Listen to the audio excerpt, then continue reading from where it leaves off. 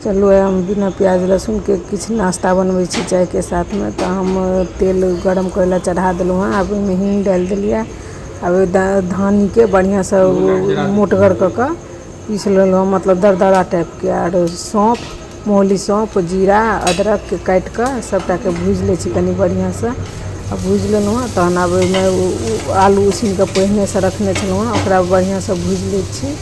भूज के जहन बढ़िया से भुजा जाए तहन एहिमे अथी कूटल मिर्ची, अहाँ मिर्ची के बुकनियो डाल सकै छी, हल्दी धनिया पाउडर द के एकरा बढ़िया से भूज ले छी। जहन भुजा गेला तहन एहिमे चाट मसाला डाल दिलिए, गरम मसाला कनी के डाल दिलिए और स्वाद अनुसार नमक डाल दिलिए। एकरा बढ़िया से भूज ले छी। फिर 2 मिनट और भूज के भुजा गेलै तब धनिया पत्ता द के एकरा उतार के साइड में रख दिलिए। तब इमहर मैदा छीन ले छी, तब अथी चाल ले छी। चाल के जमाइन के कनी रगड़ के द दिलिए, कनी नमक डाल दिलिए स्वाद अनुसार जते अहाँ के लागे। एहिमे तेल डाल के एकरा बढ़िया से मिला दै छियै। मिला के देखिए जे मुट्ठी बनबै तो बना जाए तो बुझिए जे भ गेल। तब एकरा बढ़िया से सान ले छी मैदा के, मतलब सकत क नरम रोटी जकाँ नहीं बनाएब, रोटी से कनी सकत आटा सानब जैसे अथी क्रिस्पी बनत नाश्ता हमर।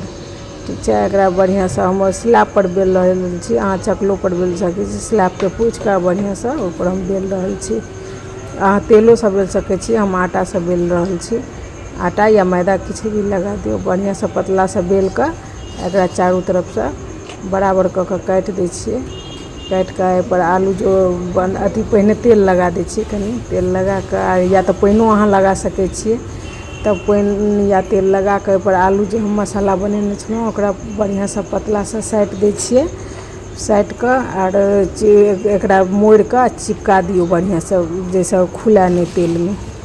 चिपका के एहियो साइड से चिपका के एकरा पानि लगा दिलिए जे एहि तरफ से चिपकेबै तो बढ़िया से चिपक जेतै।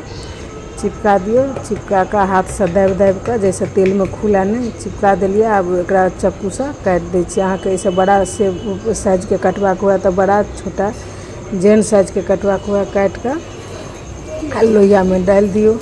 तो अथी एकदम बेसी तेज तव पर नहीं तो अथी क्रिस्पी मतलब कुरकुरा नहीं बन के तैयार है। बच्चा सबको बहुत पसंद है। तो वीडियो निक लगे तो लाइक सब्सक्राइब जरूर से करब। Thank U.